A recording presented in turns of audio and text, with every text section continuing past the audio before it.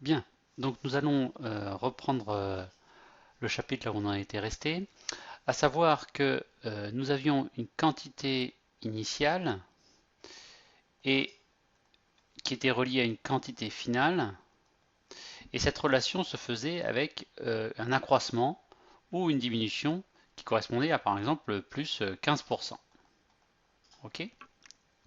On avait écrit dans un petit coin du cours que quand j'augmentais quelque chose de plus 15%, la quantité finale, d'accord, c'était finalement 1 plus 15 sur 100 fois la quantité initiale. Où on avait dit, c'est par exemple représenté par la fonction f de x égale 1 plus 15 sur 100 x, où x désigne la quantité initiale.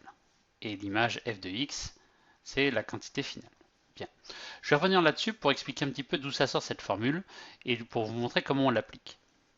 Alors, on va prendre par exemple, je prends 12 euros au départ, d'accord, et je veux que ça augmente de 15%.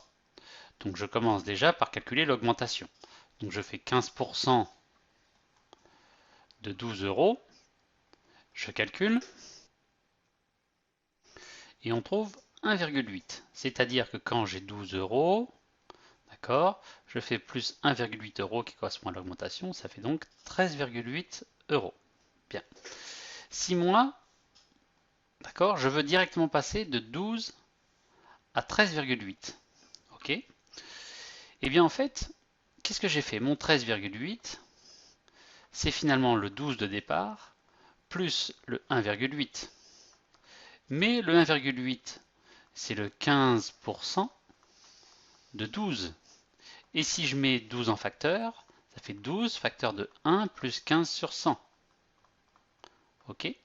Donc on retrouve bien que la quantité finale, c'est bien cette grandeur-là, 1 plus 15 sur 100, fois la quantité initiale. D'accord. Voilà pourquoi on a ce 1 plus 15 sur 100, etc. D'accord. C'est juste un calcul qu'on a résumé en une seule expression.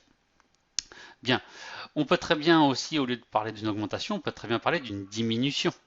D'accord. Par exemple, moins 20%. À ce moment-là, la quantité finale, c'est 1 moins 20 sur 100, et tout ça multiplié par la quantité initiale. D'accord. C'est-à-dire qu'on peut très bien parler de la fonction, par exemple, g de x égale, ouais, celui-là j'aime pas, tac, 1 moins 20 sur 100 fois x. D'accord.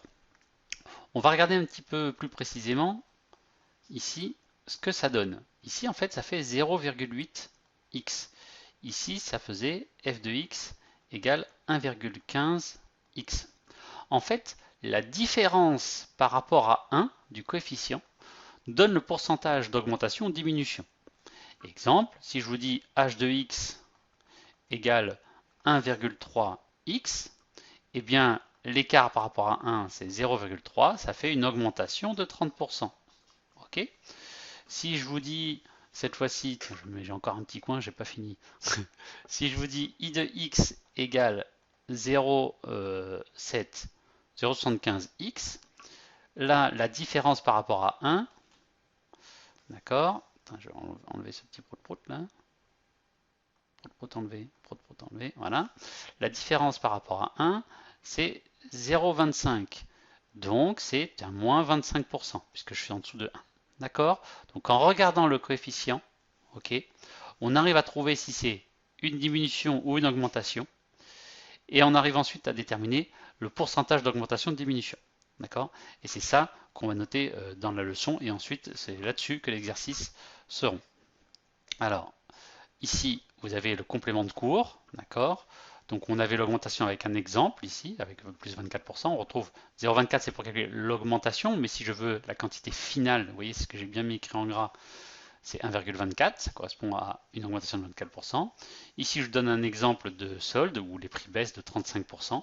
Quand je veux calculer le nouveau prix, le prix soldé, c'est 0,65. L'écart par rapport à 1, c'est moins 0,35, c'est donc bien 35%. D'accord. Donc maintenant, vous êtes fin prêt pour résoudre les exercices là-dessus.